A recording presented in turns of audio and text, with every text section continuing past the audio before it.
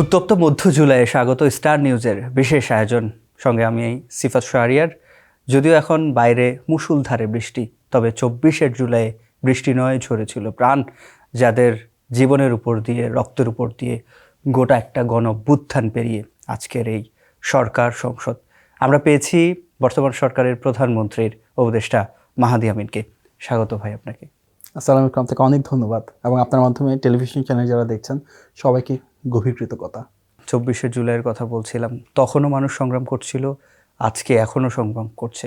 তখন যে শাসক ছিল তার বিরুদ্ধে সংগ্রাম করছিল মানুষ, আর এখন প্রকৃতির বিরুদ্ধে, বিশেষ করে পাহাড়ি ঢলে আপনিও জানেন বিপর্যস্ত জনজীবন, আপনারা খোঁজ রাখছেন। এটি কি সরকার উদ্বিগ্ন? সরকার দায়বদ্ধতা নিয়ে কাজ করছে। মাননীয় প্রধানমন্ত্রী আপনারা দেখবেন সরাসরি নির্দেশনা দিচ্ছেন, মনিটরিং করছেন।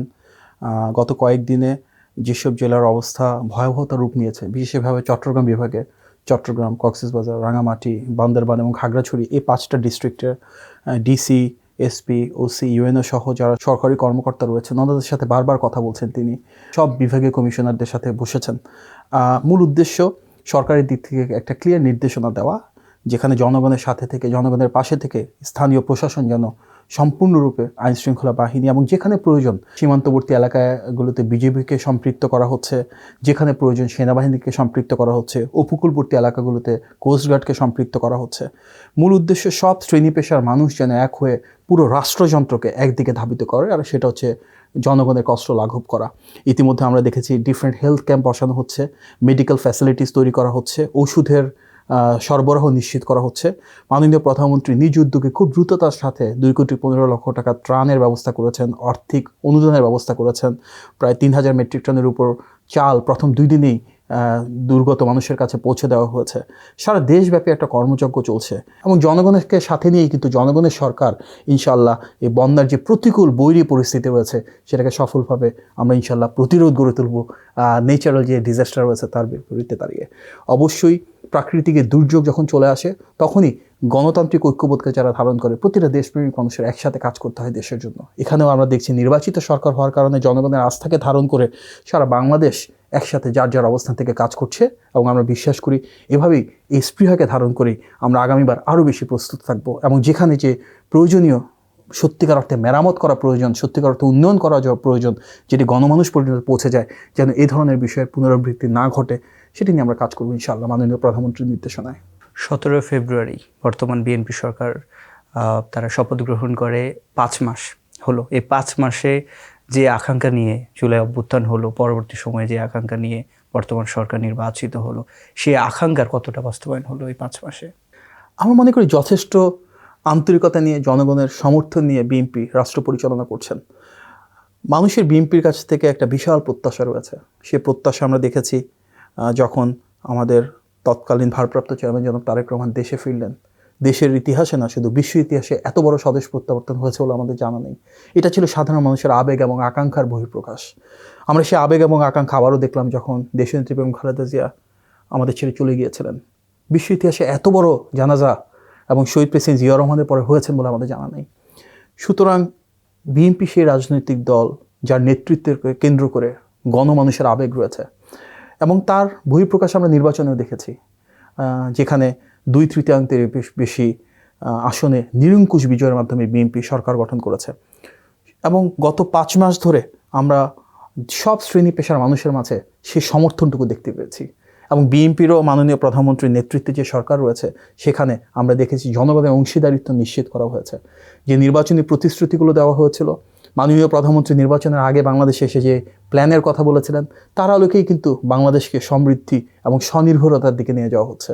আমরা দেখেছি নির্বাচনী ইশতেহারে তিনি যে বিভিন্ন ধরনের প্রতিশ্রুতির কথা বলেছিলেন, রাষ্ট্র বিনির্মাণের জন্য যে সংকল্পের কথা বলেছিলেন, প্রত্যেকটা মিনিস্ট্রি ধরে ধরে, প্রত্যেকটা সেক্টর ধরে ধরে সেগুলোকে আইডেন্টিফাই করে সামনের দিকে এগিয়ে নিয়ে যাওয়া হচ্ছে। 180 দিনের রূপকল্প প্রণয়ন করা হয়েছে এবং 180 দিনে প্রতিটি সেক্টরে, প্রতিটি মিনিস্ট্রিতে মেইন পলিসিগুলো শর্ট টার্ম, তারপর মিড টার্ম এবং দীর্ঘমেয়াদে আগামী 5 বছরে কীভাবে কি এক্সিকিউট করা হবে, ইমপ্লিমেন্ট করা হবে, সেগুলো নিয়ে কাজ করা হচ্ছে। সুতরাং যে আমরা স্বচ্ছ রাষ্ট্র ব্যবস্থা চাই, যেখানে জবাবদিহিতা থাকবে, যেখানে মেধার মূল্যায়ন হবে, সেই রাষ্ট্র ব্যবস্থা যেখানে বাক স্বাধীনতা থাকবে, আইনের অনুশাসন থাকবে, মানবাধিকার থাকবে, সেটিই কিন্তু নিশ্চিত করা হচ্ছে। গত 5 মাসের আপনি যদি গভর্নমেন্টের ট্র্যাক রেকর্ড দেন, আমার জানা মতে একটা মানবাধিকার লঙ্ঘনের ঘটনা ঘটে নাই। আমরা সর্বোচ্চ সৌহার্দ্য সম্প্রীতি নিশ্চিত করতে পেরেছি। ভিন্ন মত ভিন্ন পথে প্রতিটি মানুষ একসাথে সরকারের গঠনমূলক সমালোচনার মধ্যে দিয়েও আমরা নিশ্চিত করতে চাইছি এই দেশটা তো আমাদের সবার, এবং দেশের স্বার্থ সার্বভৌমত্বকে প্রাধান্য দিই, জনগণের আস্থার প্রতিফলন ঘটিয়ে মাননীয় প্রধানমন্ত্রী জনাব তারেক রহমানের নেতৃত্বে এগিয়ে যাচ্ছে বাংলাদেশ। আমার মনে হয় এই 5 মাসে আপনাদের যে ইশতেহার সেটি তো আছে, যে না আর এইটুকু করা গেলে বোধ হয় আরও ভালো হতো, এরকম কোনো বিষয় আপনার মনে হয় যে না এটা করা আমাদের উচিত ছিল কিংবা আমরা করতে চেয়েছি নানা কারণে হয়নি? ভালোর তো শেষ নেই। দীর্ঘ 16 বছরের ফ্যাসিবাদ পরে যখন একটা সরকার আসে, সরকারের সামনেও অনেক বড় একটা লক্ষ্য থাকে, দেশের মানুষেরও বড় একটা প্রত্যাশা জায়গা থাকে।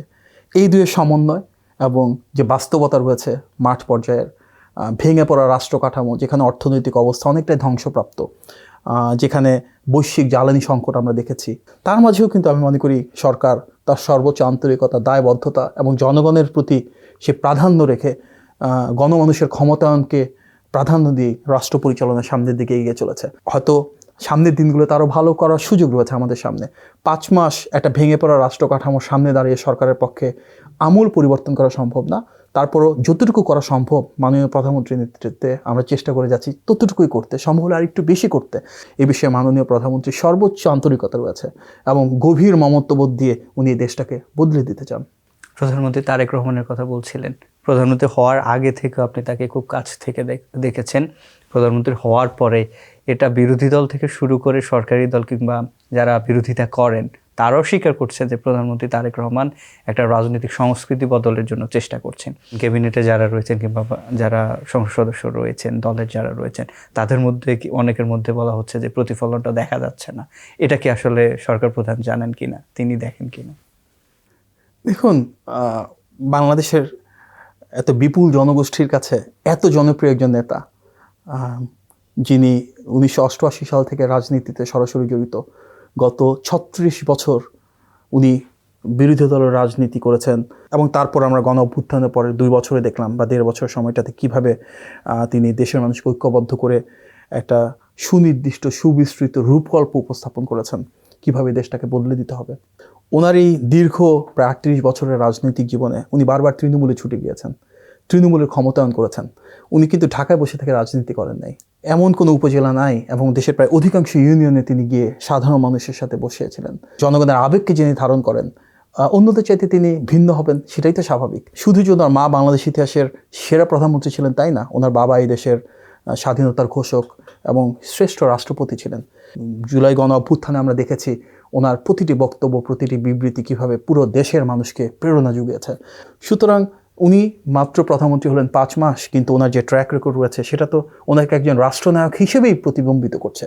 আমরা তো আমাদের বর্তমানে দেশ পরিচালনায় এমন একজন রাষ্ট্রনায়ককে দেখছি যিনি আর সবার চাইতে ভিন্ন। সুতরাং সরকারের ভিতরেও উনি বাকি সবার চাইতে এগিয়ে রয়েছেন। এটা অপ্রত্যাশিত কোনো কিছু না। জনগণ সেটা ধারণ করেন, জনগণ সেটা বিশ্বাস করেন, এবং ফ্যাসিবাদও সেটি জানতো বলেই তো ফ্যাসিবাদের সময় সবচাইতে বেশি আঘাত ওনার উপর নেমে এসেছে। প্রথম অধিবেশনের সমাপনী বক্তব্যে প্রধানমন্ত্রী তারেক রহমান তার চেয়ারের দিকে তাকিয়ে একটা কথা বলেছেন যে এই দায়িত্বের চেয়ারটা অনেক বেশি গরম। আপনি সরকারের একটা গুরুত্বপূর্ণ চেয়ারে বসে আছেন, আপনার চেয়ারটা কতটা গরম? দেখুন, মাননীয় প্রধানমন্ত্রীর চেয়ার গরম হবে সেটা তো উনি নিজেই বলেছেন। এটা দৃষ্টিভঙ্গির ব্যাপার। এই চেয়ারটিকে যিনি ধারণ করছেন তিনি কিভাবে দেখেন। উনি দেখেন দেশপ্রেম, দায়বদ্ধতা এবং দায়িত্বশীলতার জায়গা থেকে। উনি ক্ষমতার জায়গা থেকে দেখেন না, উনি দেখেন দেশ পরিচালনার একটা সুযোগের দিক থেকে। যার কারণে কিন্তু বেশ কয়েকবার মাননীয় প্রধানমন্ত্রী বলেছেন উনি মনে করেন না উনি ক্ষমতায় আছেন, উনি মনে করেন উনি দেশ পরিচালনায় আছেন। উনি মনে করেন না যে উনি ওনার ক্ষমতার ব্যবহার করছেন দেশের জন্য। উনি মনে করেন উনি ওনার এই চেয়ারটিকে ব্যবহার করছেন দেশের মানুষের ভাগ্যের পরিবর্তনের জন্য, অর্থবহ এবং অন্তর্ভুক্তিমূলক উন্নয়নের জন্য। স্বাভাবিকভাবে ওনার সাথে যারা আমরা কাজ করছি, আমরা আমাদের অবস্থান থেকেও চেষ্টা করি ওনার সেই আদর্শ, সেই বিশ্বাসকে ধারণ করে ওনাকে সহযোগিতা করার জন্য, ওনার হাতকে শক্তিশালী করার জন্য। সুতরাং আজকে যে জায়গায় আমি আছি, আমার দিক থেকেও আমার সর্বোচ্চ দেশপ্রেম, দায়বদ্ধতা, দায়িত্বশীলতা নিয়ে কীভাবে মাননীয় প্রধানমন্ত্রীকে আমার ক্ষুদ্র জায়গা থেকে কিছুটা হলেও সহযোগিতা করতে পারি, সেটাই তো আমার মূল প্রেরণার জায়গা। বাংলাদেশের এই যে পাঠ্যপুস্তক, এটা কি আপনার মনে হয় আউট অফ মার্ক কিংবা ঠিক আছে, এর পরিবর্তনের দরকার আছে কিনা, সিলেবাস থেকে শুরু করে যেগুলো আছে? দেখুন, অবশ্যই পরিবর্তনের প্রয়োজন আছে। ইভেন বিশ্বের সেরা যেসব স্কুল কলেজ বিশ্ববিদ্যালয় রয়েছে সেখানেও তো পাঠ্যক্রমের পরিবর্ধন, সংযোজন, বিয়োজন সেগুলো নিয়মতান্ত্রিক প্রক্রিয়া। পৃথিবীতে এক জায়গায় স্থিমিত নাই, নিয়মিত ভিত্তিতে পরিমার্জন করতে হয়। সেটাই স্বাভাবিকভাবেই পৃথিবীর সবচেয়ে উন্নত দেশও হয়। আমাদের ক্ষেত্রে অবস্থাটা ভয়াবহ এই কারণে যে 16 বছরের ফ্যাসিবাদ যখন ছিল, অন্যান্য অনেক সেক্টরের মতন করে শিক্ষাক্ষেত্রকে সম্পূর্ণ ধ্বংস করে দেওয়া হয়েছে। আমরা দেখেছি উচ্চশিক্ষার ক্ষেত্রে হেলমেট বাহিনী, হাতুড়ি বাহিনী কীভাবে শিক্ষা ব্যবস্থায় আসলে গুণগত মান না সৃষ্টি করে অবকাঠামোর পিছনে ব্যয় করা হয়েছে, দুর্নীতি করা হয়েছে। এমন অনেক প্রজেক্ট করা হয়েছে যার মাধ্যমে সত্যিকার অর্থে এডুকেশন সেক্টর আগায়নি, বরং অনেক মানুষের অর্থনৈতিকভাবে উপকার হয়েছে। সুতরাং ভেঙে পড়া সেই শিক্ষা ব্যবস্থায় অন্য যে কোনো সময়ের চাইতে, অন্য যে কোনো দেশের চাইতে আমাদের পরিবর্তনটা আরও বেশি জরুরি, এবং সেই পরিবর্তনটা অনেক বিস্তৃত আকারে করতে হবে। যার কারণে আমরা বলছি যে এই সামনে যে শিক্ষাবর্ষ রয়েছে সেখানে আমরা অনেক সুবিস্তৃত পরিমার্জনের দিকে যাচ্ছি। এখানে আমরা দুইটি ডিফারেন্ট ভাগে ভাগ করতে পারি। একটা হচ্ছে এক্সিস্টিং যে বইগুলো রয়েছে সেখানে যে প্রয়োজনীয় পরিবর্তন, ইতিহাসকে সঠিকভাবে তুলে ধরা, যেখানে ভুলভ্রান্তিগুলো ছিল, প্রচুর ভুল ছিল আগে বইগুলোতে, সেগুলোকে সংশোধন করা এবং স্বাভাবিকভাবেই শিক্ষা ব্যবস্থাটাকে আরও বেশি পরিশীলিত, সৃজনশীল এবং বাস্তবতার সাথে সম্পৃক্ততা তৈরি করা, সেগুলো নিয়ে কাজ চলমান রয়েছে। আমরা ক্লাস 4 থেকে দুটো নতুন সাবজেক্ট অ্যাড করছি, একটা সংস্কৃতি এবং আরেকটা খেলাধুলা। এবং ক্লাস 6 থেকে আমরা দুটো নতুন সাবজেক্ট অ্যাড করছি, একটার নাম কারিগরি শিক্ষা এবং আরেকটার নাম লার্নিং উইথ হ্যাপিনেস। এই 4টা সাবজেক্টের মাধ্যমে আমরা প্রাইমারি স্কুলে ক্লাস 4 এবং সেকেন্ডারি স্কুলে ক্লাস 6 ধারাবাহিকভাবে আগামীর বছরগুলো থেকে শুরু করে পরবর্তী বা উপরের ক্লাসগুলোতে ইন্ট্রোডিউস করব। এই 4টা সাবজেক্ট ইন্ট্রোডিউস করবার মাধ্যমে আমরা চাই শিক্ষা ব্যবস্থা একটা বড় ধরনের গুণগত পরিবর্তন আনা। কারণ মাননীয় প্রধানমন্ত্রী এমন একটি শিক্ষা ব্যবস্থা চান যেখানে আমাদের যারা শিক্ষার্থীরা রয়েছে তাদের সাথে শিক্ষকদের খুব আন্তরিকতা, সম্প্রীতির, ভালোবাসার সম্পর্ক তৈরি হবে, ভয়ের না। এমন একটা শিক্ষা ব্যবস্থা চান যেখানে আমরা আমাদের শিক্ষার্থীদের ভিতর নৈতিক শিক্ষা, পারিবারিক মূল্যবোধ, সামাজিক শিষ্টাচার সেগুলো তৈরি করতে পারবো।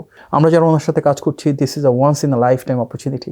সুতরাং আমরা তো চাইবই এই সময়ের মাঝে শিক্ষা ব্যবস্থাটাকে কীভাবে ঢেলে সাজাতে পারি এবং যার বাই প্রোডাক্ট হিসাবে আমরা সত্যিকার অর্থে একটা বৈষম্যহীন এবং মেধাভিত্তিক বাংলাদেশ ইনশাল্লাহ গড়ে তুলতে পারবো। প্রধানমন্ত্রীর এই পরিকল্পনাগুলো এক যুগ আগে থেকে আপনি এটির সাথে সম্পৃক্ত, আমরা সেটি জানবো। তবে তার আগে নিচ্ছি ছোট্ট একটা বিরতি, ফিরবো কিছুক্ষণ পরে। বিরতির পর ফিরে এলাম আবারও। আপনারা দেখছেন স্টার ফেস অফ। আমাদের সঙ্গে আজকে প্রধানমন্ত্রীর উপদেষ্টা মাহাদি আমিন। সে এক যুগ আগে যখন আপনি বিশ্ববিদ্যালয়ের শিক্ষার্থী, এবং আমরা প্রধানমন্ত্রীর সাম্প্রতিক সময় একটা বক্তব্য আমরা শুনেছি, তিনি বলছিলেন যে সেই সময় থেকে আপনি এই পরিকল্পনার সাথে দেশ পরিচালনা, শিক্ষাখাত কিভাবে চলবে, অন্যান্য বিষয়গুলোর সাথে যুক্ত ছিলেন। সে সময়ের এমন কোনো পরিকল্পনা যেটি এখন পর্যন্ত বাস্তবায়ন হয়নি কিংবা আপনাদের সামনে সেটি বাস্তবায়নের লক্ষ্য রয়েছে? Thank you. মাননীয় প্রধানমন্ত্রীর সাথে আমার কাজ করার সৌভাগ্য হয়েছে। আমি খুব সৌভাগ্যবান মনে করি নিজেকে। আজ প্রায় 15 বছর হয়ে গেল, 2011 সাল থেকে। আমি ওনার মাঝে দেশপ্রেম যা দেখেছি, দেশকে গড়ে তোলার জন্য, দেশকে বিনির্মাণ করার জন্য যে গভীর দায়বদ্ধতা দেখেছি, এটা অনেক বড় একজন অনুপ্রেরণা যে কারোর জন্য। এবং আমরা তার বহিঃপ্রকাশ দেখেছি ধারাবাহিকভাবে ভিশন 2030-তে, যেটি 2016 সালে প্রণীত হয়েছিল, যেখানে দেশনেত্রী বেগম খালেদা জিয়া এবং শহীদ প্রেসিডেন্ট জিয়াউর রহমানের ঐতিহাসিক 19 দফার প্রতিফলন যেমন রয়েছে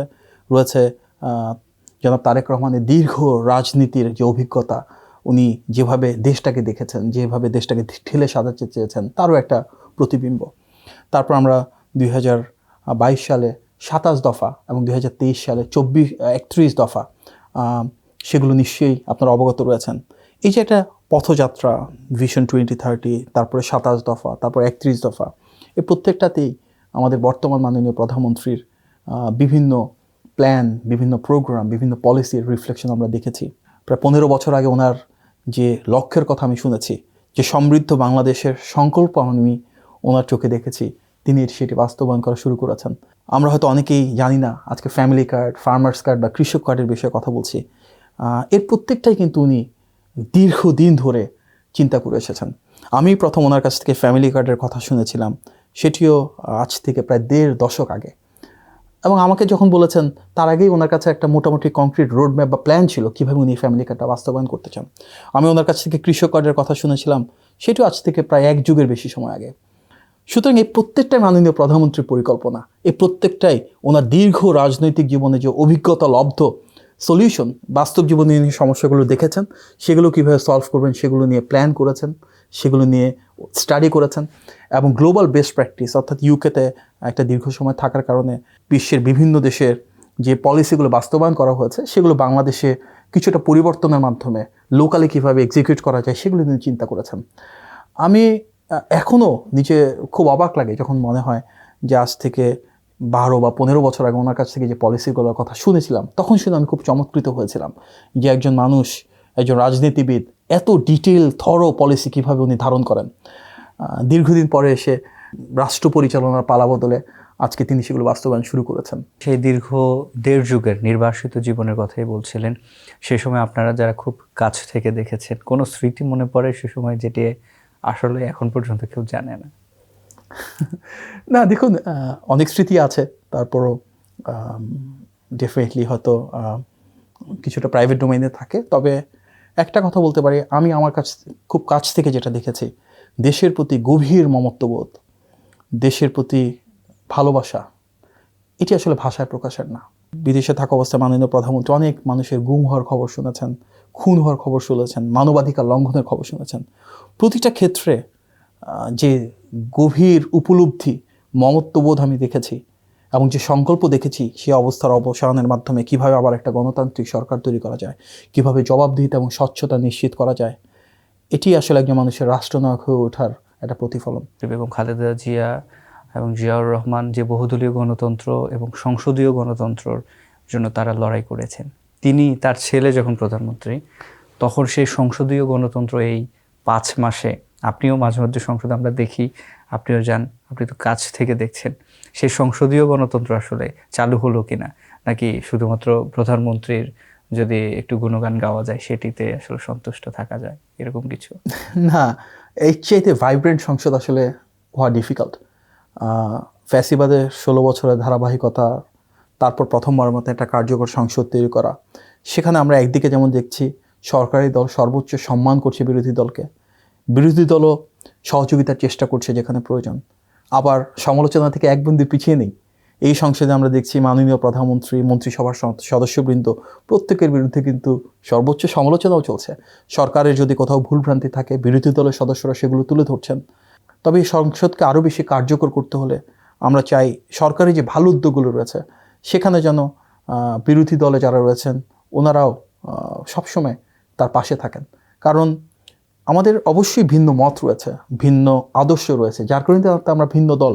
তবে কিছু প্রায়োরিটি বিষয় যেগুলো দেশের স্বার্থ, দেশের সার্বভৌমত্ব, জনগণের কল্যাণের সাথে জড়িত, এখানে মনে হয় আমাদের ভিন্ন মত বা পথের ঊর্ধ্বে উঠে দেশকে প্রাধান্য দেওয়া উচিত। আপনি প্রধানমন্ত্রী তারেক রহমানের প্রথম বিদেশ সফরের সঙ্গী, মালয়েশিয়া এবং পরবর্তী সময়ে চীন। এই মালয়েশিয়া এবং চীন সফরে আমরা যে সৌহার্দ্যের সম্পর্ক সেটা আমরা দৃশ্যমান দেখেছি, কিন্তু এখান থেকে যেটা আমরা দেখছি না, অর্জন আসলে কি কি ক্ষেত্রে প্রতিফলিত হবে? অনেক অর্জন দৃশ্যমান রয়েছে। সেখানে মাননীয় প্রধানমন্ত্রী প্রথমে মালয়েশিয়ায় গেলেন, তারপর সেখান থেকে চীনের ডালিয়ানে গেলেন ওয়ার্ল্ড ইকোনমিক ফোরামে, এবং সেখান থেকে বেইজিংয়ে গেলেন। এই যে 3টা ডিফারেন্ট ফেজ, প্রত্যেকটাতে আমরা দেখেছি একটি গণতান্ত্রিক সরকারের ক্ষমতা বলতে আমরা কি বুঝি সাধারণ মানুষ। গণতান্ত্রিক সরকারের ক্ষমতা মানে কিন্তু বাহ্যিক ক্ষমতা না, সেটা হচ্ছে দেশের বাইরেও যে আস্থা, যে সম্মান বাংলাদেশ পায় সে সরকার প্রধানের মাধ্যমে। আমরা দেখেছি মাননীয় প্রধানমন্ত্রীকে কীভাবে লাল গালিচা সংবর্ধনা দেওয়া হয়েছে, সর্বোচ্চ পুলিশি প্রহরা দেওয়া হয়েছে, কীভাবে সংবর্ধিত করা হয়েছে প্রতিটি ক্ষেত্রে। চীন, মালয়েশিয়া 2 জায়গাতেই 3টি স্পটে উনি যেভাবে সম্মাননা পেয়েছেন, এটি সব সরকার প্রধান সচরাচর পান না। এর কারণ তিনি শুধু একজন ব্যক্তি না, তিনি পুরো বাংলাদেশের, আমাদের প্রায় 20 কোটি মানুষের আবেগ আকাঙ্ক্ষাকে ধারণ করে সেখানে গিয়েছেন। বাংলাদেশের পতাকা আরও উঁচুতে ধরেছেন, বাংলাদেশের বিশ্ব মানচিত্রের সম্মানকে আরও বেশি সামনের দিকে এগিয়ে নিয়ে গিয়েছেন। এটাই নির্বাচিত একটি সরকারের সরকার প্রধান হিসেবে যে জনগণের আস্থার প্রতিফলন দেশের সীমানা ছাড়িয়ে আন্তর্জাতিক পরিমণ্ডলেও আমরা দেখেছি প্রতিবিম্বিত হচ্ছে। দেশের স্বার্থ রক্ষার ক্ষেত্রেও কিন্তু তিনি তার প্রতিটা মিটিংয়ের ক্ষেত্রে আবারও প্রমাণ করেছেন কেন আমরা বলি সবার আগে বাংলাদেশ, বাংলাদেশের স্বার্থ, বাংলাদেশের সার্বভৌমত্বকে প্রাধান্য দিয়ে কিন্তু তিনি প্রতিটা জায়গায় সাক্ষাৎ এবং বৈঠক করেছেন। দেশে বিনিয়োগ বাড়ানো, দেশের বাণিজ্য বাড়ানো, কর্মসংস্থান তৈরি করা, পিপল টু পিপল টাইস বা কানেক্টিভিটি তৈরি করা, শিক্ষার ক্ষেত্রে, স্বাস্থ্যের ক্ষেত্রে, পর্যটনের ক্ষেত্রে, এই প্রতিটা বিষয় নিয়ে কিন্তু ডিটেল আলোচনা হয়েছে। চীনের ক্ষেত্রে যদি বলি, ইতিমধ্যে আপনারা দেখেছেন ধারাবাহিকভাবে $9 বিলিয়ন বেশি ইনভেস্টমেন্ট হবে, এগুলো নিয়ে বেশ কিছু প্রতিশ্রুতি এসছে। বাংলাদেশের জন্য অত্যন্ত গুরুত্বপূর্ণ তিস্তা মহাপরিকল্পনার ক্ষেত্রে চীন আমাদেরকে সর্বোচ্চ সহযোগিতা করবে, একদম প্ল্যানিং ফেজ থেকে শুরু করে। আমরা ইকোনমিক করিডোরের কথা বলেছি, চীন, মায়ানমার এবং বাংলাদেশের ভেতরে যে প্রস্তাবনা চীন থেকে এসেছে, এবং তার মাধ্যমে শুধু চীন বা মায়ানমার না, পুরো বাংলাদেশের জন্য আসিয়ান রিজনটা ওপেন হয়ে যাবে। সেখানে অনেকগুলো দেশের সাথে বাংলাদেশের সম্পর্ক তৈরি হবে। চীন থেকে বাংলাদেশে বিনিয়োগ আসার পাশাপাশি মালয়েশিয়া থেকে বিনিয়োগ নিয়ে কথা হয়েছে। তাদের লিডিং কোম্পানিজগুলো কীভাবে বাংলাদেশে আসতে পারে, কীভাবে কর্মসংস্থান সৃষ্টি করতে পারে, কীভাবে বাংলাদেশের সাথে শিক্ষা, স্বাস্থ্য সহ কোলাবোরেশন বাড়ানো যেতে পারে। দুই দেশের সাথে টেকনোলজিক্যাল ডোমেইনে অনেক কিছু আমাদের করার রয়েছে। আমাদের বাণিজ্য ঘাটতিটাকে আমরা কীভাবে পোষাবো, এবং আমাদের ওভারঅল কোলাবোরেশনের এরিয়াটাকে আমরা কীভাবে এক্সপ্যান্ড করতে পারি, সেগুলো নিয়ে কথা হয়েছে। চীনের সাথে যেমন আমাদের জয়েন্ট ডকুমেন্টের একটা বিষয় আছে, যেটাকে আমরা বাংলায় বলি যৌথ ইশতেহার। সেখানে কিন্তু দুই দেশের দ্বিপাক্ষিক সম্পর্কের প্রতিটি বিষয় উঠে এসেছে। চীনের সাথে আমাদের যে ঐতিহাসিক সম্পর্ক, সেখানে যেমন আমরা এটাকে বলছি লং টার্ম স্ট্র্যাটেজিক পার্টনারশিপ, অর্থাৎ দীর্ঘমেয়াদী কৌশলগত অংশীদারিত্বের একটা সম্পর্ক। মালয়েশিয়ার ক্ষেত্রেও সেম, এবং মালয়েশিয়ার মতন দেশ যেখানে আমাদের পিপল টু পিপল টাইসটা অনেক বেশি শ্রমিক অভিবাসী সেখানে রয়েছেন, সেই শ্রম বাজার নিয়েও আলোচনা হয়েছে। এবং ইন্টারেস্টিং ব্যাপার হচ্ছে, মালয়েশিয়া এবং চীন দুই দেশের সাথেই কিন্তু আমাদের শহীদ প্রেসিডেন্ট জিয়াউর রহমান এবং দেশনেত্রী বেগম খালেদা জিয়ার ঐতিহাসিক সম্পর্ক রয়েছে। ওয়ার্ল্ড ইকোনমিক ফোরামে মাননীয় প্রধানমন্ত্রী গিয়েছেন, সেখানকার প্রেসিডেন্ট, সিইও সহ অনেকেই ওনাকে খুব রেসপেক্টফুলি এমব্রেস করেছেন। উনি এনভায়রনমেন্টের উপর বা ক্লাইমেট চেঞ্জের উপর যে স্পিচ রেখেছেন, পরিবেশ সুরক্ষার জন্য এবং পরিবেশের ক্ষেত্রে বিএনপির সরকারের বিভিন্ন নীতিমালা যেভাবে তুলে ধরেছেন, বিশ্ব দরবারে সেটি সমাদৃত হয়েছে। সামগ্রিকভাবে এই প্রথম ওনার যে সফর, তার যে 3টি ধাপ রয়েছে, সেখানে সর্বোচ্চ সফলতা এসেছে। অত্যন্ত স্বল্প সময়ের ভিতরে ফলপ্রসূ এই সফরের মধ্য দিয়ে বাংলাদেশের বিশ্ব মানচিত্র অবস্থান আরও সুদৃঢ় হয়েছে। দ্বিপাক্ষিক এবং বহুপাক্ষিক যে সম্পর্ক রয়েছে, সেটি সামনের দিকে আরও বেশি প্রসারিত হয়েছে। এবং ইনশাল্লাহ এই ধারাবাহিকতা যদি থাকে, তাহলে সামনের দিনগুলোতে যেখানে যাবেন, জনগণের ভোটে নির্বাচিত মাননীয় প্রধানমন্ত্রী পুরো বাংলাদেশের বিশ্বাসকে ধারণ করে যখন বিশ্ব মানচিত্রে এই দেশকে প্রতিনিধিত্ব করেন, আমরা দেখেছি সেটা কিভাবে একের পর এক দরজা উন্মুক্ত করে তোলে দেশের জন্য। একেবারে অনুষ্ঠানের শেষ পর্যায়ে আছি। আপনি উপদেষ্টা মাহাদি আমিন নয়, একজন নাগরিক হিসেবে এই সরকারের 5 মাসকে যদি খুব সংক্ষেপে ডিসক্রাইব করেন। দেখুন, এই 5 মাসে নির্বাচিত সরকারের কাছে জনগণের অনেক প্রত্যাশা, নির্বাচিত সরকারের একটা বড় শক্তির জায়গা জনগণের আস্থা। এটিকে ধারণ করেই খুব স্বল্প সময়ের ভেতরে অনেকগুলো বিষয় আমরা ফেস করেছি। দায়িত্ব নেওয়ার পরেই মধ্যপ্রাচ্যের যুদ্ধের কারণে জ্বালানি সংকট ছিল।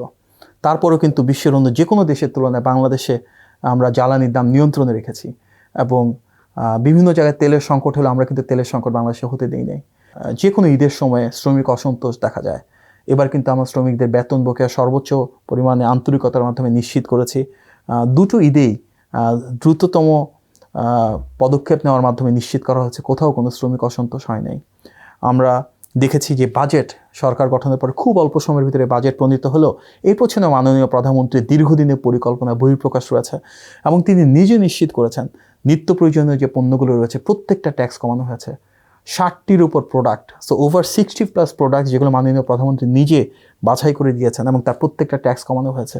আমরা সেই বাজেট পেয়েছি যেটা জনগণের জন্য বান্ধব, যেটা বাণিজ্যের জন্য বান্ধব, যেটা ব্যবসার জন্য সহায়ক, এবং তার মাধ্যমে আমরা বাংলাদেশে আরও বেশি ব্যবসা এবং শিল্প কারখানা প্রসার নিশ্চিত করতে চাচ্ছি, কর্মসংস্থান তৈরি করতে চাচ্ছি। এখানে নারী এবং তারুণ্যকে প্রাধান্য দেওয়া হয়েছে। এমন একটি অর্থনৈতিক ব্যবস্থা সৃষ্টি করা হয়েছে যেটি হবে অন্তর্ভুক্তিমূলক, যেখানে কোনো বৈষম্য থাকবে না। সরকার গঠনের পরে খুব স্বল্প সময়ের ভেতরেও কিন্তু মাননীয় প্রধানমন্ত্রীর নেতৃত্ব এবং নির্দেশনায় জনগণের সরকার হিসেবে জনগণের ক্ষমতায়নের জন্য যে পদক্ষেপগুলো নেওয়া প্রয়োজন, সেগুলো সরকার গ্রহণ করেছে, ধারণ করেছে। হয়তো তারপরও 5 মাসের কাজে ভুলভ্রান্তি থাকতে পারে কোথাও, কিন্তু একটা কথা বলতে পারি, খুব কাছ থেকে মাননীয় প্রধানমন্ত্রীর যে কর্মযোগ্য দেখেছি, আন্তরিকতার দিক থেকে, দেশপ্রেমের দিক থেকে, দায়বদ্ধতার দিক থেকে এক বিন্দু ছাড়ুনি দেন নাই। তিনি এবং তার নেতৃত্বে সরকারে যারা রয়েছেন, সর্বোচ্চ ভালোবাসা এবং জনসমর্থনের উপর ভিত্তি করে যে আবেগ তৈরি হয়েছে, সেটিকে পাথেয় করেই দেশ পরিচালনা এগিয়ে যাচ্ছি। এবং সামনের দিনগুলোতে ইনশাল্লাহ আমরা আরও কীভাবে এটিকে বেগবান করা যায় সেগুলো নিশ্চিত করবো ইনশাল্লাহ। স্টার নিউজের এই বিশেষ আয়োজনে যুক্ত থাকার জন্য, এতক্ষণ সময় দেওয়ার জন্য আপনাকে অসংখ্য ধন্যবাদ। আপনাকে অনেক ধন্যবাদ, দর্শকদেরকেও স্বাগতম জানাচ্ছি। আসসালামু আলাইকুম। দর্শক, এতক্ষণ আমাদের সাথে যুক্ত ছিলেন প্রধানমন্ত্রী কার্যালয়ের মুখপাত্র এবং প্রধানমন্ত্রীর উপদেষ্টা ডক্টর মাহাদি আমিন। তিনি কথা বলছিলেন সরকারের এই 5 মাসের কি কি দায়িত্ব তারা পালন করেছে, কি কি ইশতেহার বাস্তবায়ন করেছে তারা, এবং তার পাশাপাশি সামনের দিনে তারা গণতান্ত্রিক বাংলাদেশ গড়ে তোলার জন্য কি কি কাজ করতে চায় সেই পরিকল্পনাগুলো মাহাদি আমিনের কাছ থেকে আমরা শুনছিলাম। দর্শক, আপনাদেরকেও ধন্যবাদ এতক্ষণ আমাদের সঙ্গে থাকার জন্য।